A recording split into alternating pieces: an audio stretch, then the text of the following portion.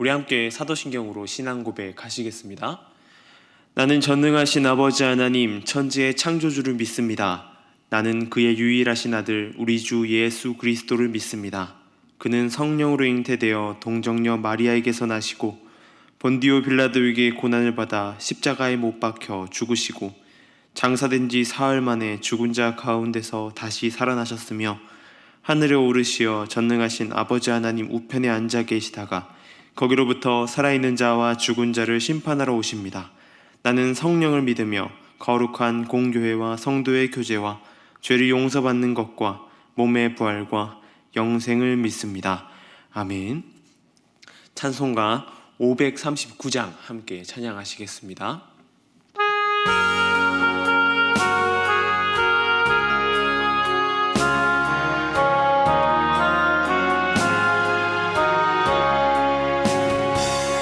너 예수께 조용히 나가 내 모든 짐 내려놓고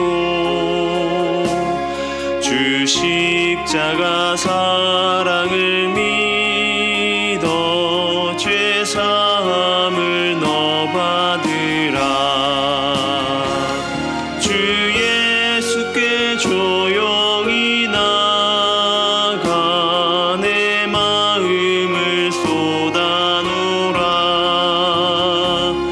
늘은 미리 보시는 주님 그 은혜를 베푸시리. 주 예수의 은혜를 입어 내 슬픔이 없어지리. 내 이웃을 늘 사랑하여 너 받은 것 거쳐주라. 주 예수께 조용히 나가 내 마음을 쏟아놓으라. 늘은 미리 보시는 주님 그 은혜를 베푸시리. 주 예수를 친구로 삼아 늘 내 옆에 모시어라. 그 영원한 생명샘물에 내 마른 목 죽이어라. 주 예수께 조용히 나가 내 마음을 쏟아놓으라. 늘은 미리 보시는 주님 그 은혜를 베푸시리. 너 주님과 사귀어 살면 새 생명이 넘치리라. 주 예수를 찾는 이 앞에 참 밝은 빛 비추어라. 주 예수께 조용히 나가 내 마음을 쏟아놓으라. 늘은 미리 보시는 주님 그 은혜를 베푸시리. 아멘. 오늘 우리 함께 볼 말씀은 역대하 10장 16절에서 19절까지의 말씀입니다. 역대하 10장 16절에서 19절의 말씀을 제가 봉독해 드리겠습니다. 온 이스라엘은 왕이 자기들의 말을 듣지 아니함을 보고 왕에게 대답하여 이르되 우리가 다윗과 무슨 관계가 있느냐? 이새의 아들에게서 받을 유산이 없도다. 이스라엘아 각각 너희의 장막으로 돌아가라. 다윗이여 이제 너는 내 집이나 돌보라 하고 온 이스라엘이 그들의 장막으로 돌아가니라. 그러나 유다 성읍에 사는 이스라엘 자손들에게는 르호보암이 그들의 왕이 되었더라. 르호보암 왕이 역군의 감독 하도람을 보냈더니 이스라엘 자손이 저를 돌로 쳐 죽인지라. 르호보암이 급히 수레를 올라 예루살렘으로 도망하였더라. 이에 이스라엘이 다윗의 집을 배반하여 오늘까지 이르니라. 아멘. 양극화는 우리 사회가 극복해 나가야 될 가장 커다란 문제 중에 하나입니다.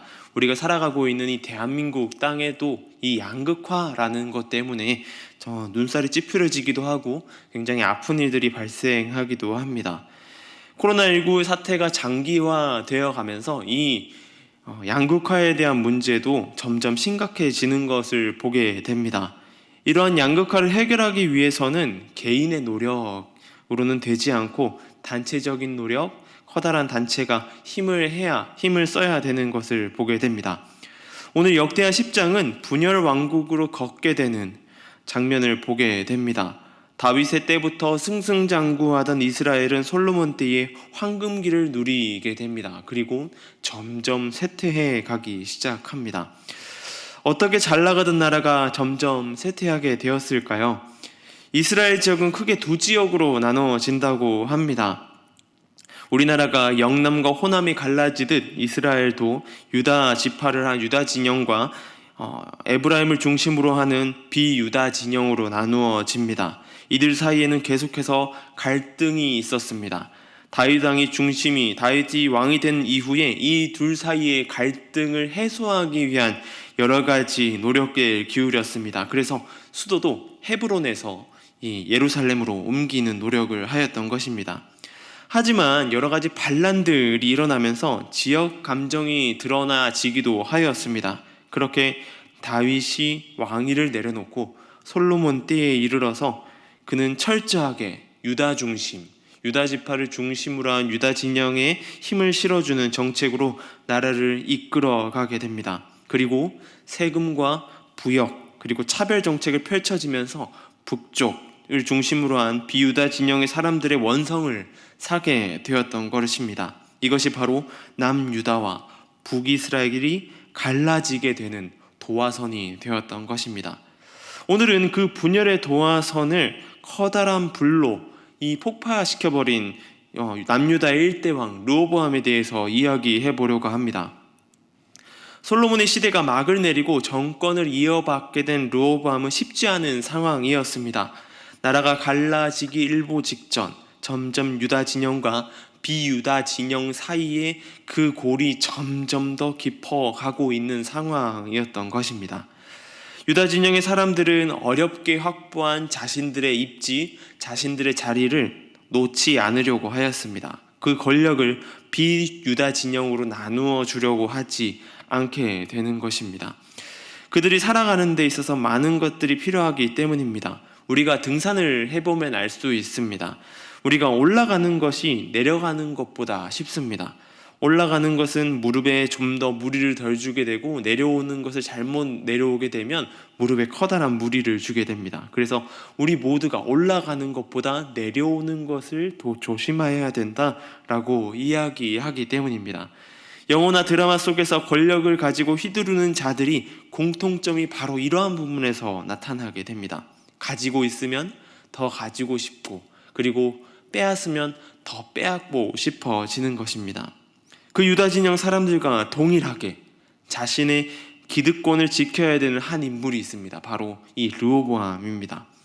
여로보암을 필두로 한 비유다 진영은 솔로몬 시절부터 계속해온 자신들을 억눌러 오던 강제 노역과 무거운 세금을 경감해 주기를 요청하였습니다. 당연한 이유겠죠. 왕이 바뀌면서 자신들에 대한 대우가 바뀌어지기를 바랬습니다. 그 요구가 들어진다면 그들의 왕으로 르호보암을 인정하겠다라고 요구한 것입니다. 4절의 말씀입니다.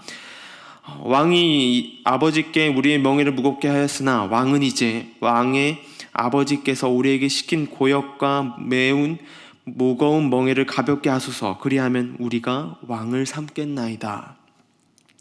르호보암은 여로보암에게 3일의 말미를 달라고 이야기합니다. 그리고 고민하였습니다. 그는 솔로몬과 함께했던 원로들에게 자문을 구하고 또한 젊은 신하들에게도 자문을 구하였습니다.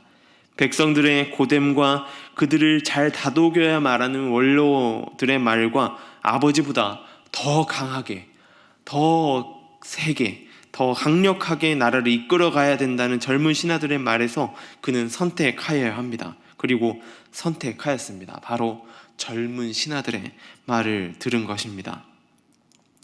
그의 선택에 따라서 나라가 둘로 나뉘어지는 결과가 되게 되었습니다. 그런데 그가 원로들의 말을 들었다고 해서 나라가 갈라지지 않았을까요? 원로들 역시 솔로몬과 함께 일하던 자들이었습니다. 그들은 솔로몬과 함께 비유다 진영 사람들을 괴롭혀 오던 자들, 그들의 자신들의 기득권을 지켜오려고 하던 자들이었다는 것입니다. 그들의 주장이 현실적인 대안으로서는 방법이 될 수 있었겠지만 그 근본적인 해결책이 되지는 않았을 것입니다. 르호보암은 근본적인 해결책을 선택하였어야 합니다. 바로 다윗처럼 말입니다.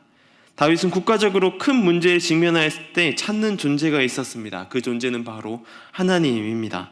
하나님께 엽죽고 그 결과로 일을 진행하였습니다. 그래서 다윗은 선지자들과 가까이 하였고 하나님으로부터 지혜를 얻어서 이스라엘을 이끌어 온 것입니다. 그렇게 전쟁이 있다면 하나님의 명령에 따라 움직였고 그 전쟁 속에서 하나님으로 인하여서 승리할 수 있게 되었습니다.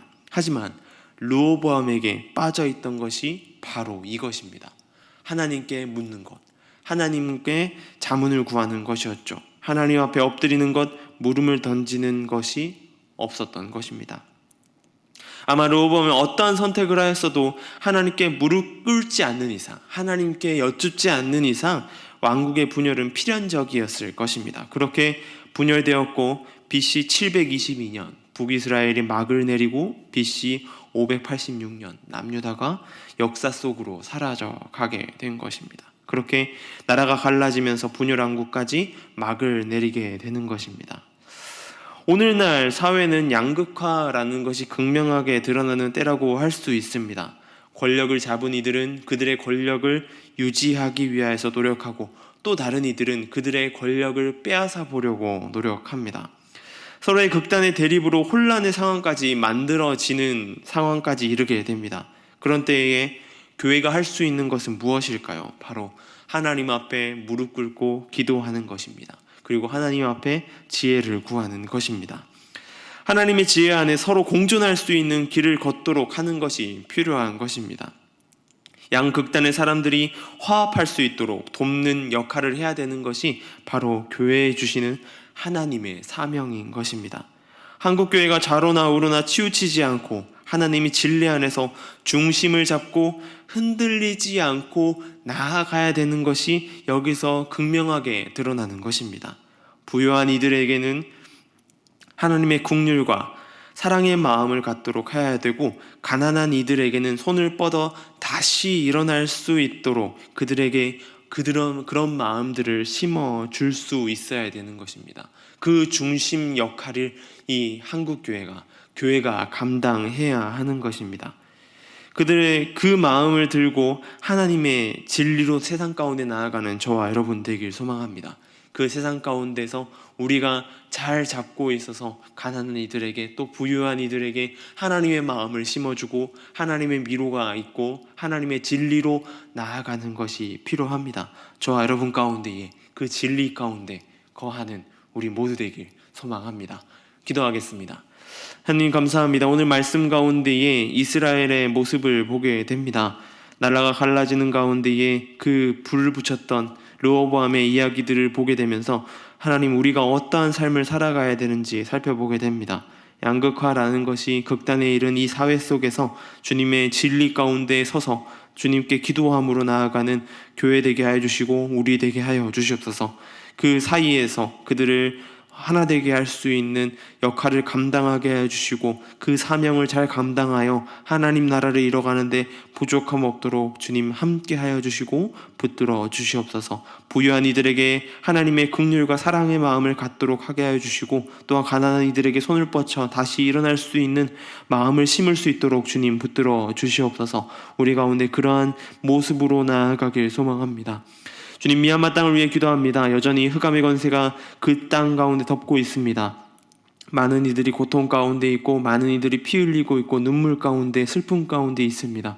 그들을 위로하여 주시고 주님, 그들 가운데에 흑암의 권세를 물리쳐 주시고 다른 어떤 것도 그들을 위협하지 않도록 질병의 위험 가운데도 주님 지켜 주시옵소서. 그 지역 가운데 선교의 사명을 힘쓰고 있는 선교사님들이 여전히 그 자리를 지키고 계십니다. 안전을 지켜주시고 그 자리 가운데 주님 맡은 사명을 잘 감당할 수 있도록 주님, 다른 어떤 것도 틈타지 못하도록 주님 지켜주시고 인도하여 주시고 힘 더하여 주시옵소서. 그 지역 가운데 사랑을 전하는 자들로 부족하지 않도록 주님 채워주시고 붙들어 주시옵소서. 주님, 노원중앙교회 가운데 주님 말씀으로 나아가는 공동체 되게 하여 주시고 이 지역사회 가운데에 한국교회 가운데에 그 역할을 잘 감당해 나가는 교회로 굳건하게 설 수 있도록 주님 인도하여 주시옵소서. 날마다 붙들어 주시고 오늘 하루 삶 가운데도 세상 가운데 나아가 주님의 일을 해 나가고 주님 또한 그 일들 가운데 감당해 나갈 때에 부족함 없고 힘 더하여 주시고 주님의 진리를 전할 수 있고 주님의 사랑을 전할 수 있는, 주님의 사랑을 보여줄 수 있는 우리 모두 될 수 있도록 주님 붙들어 주시옵소서. 감사합니다. 이 모든 것 우리 주 예수님의 이름으로 기도드립니다. 아멘.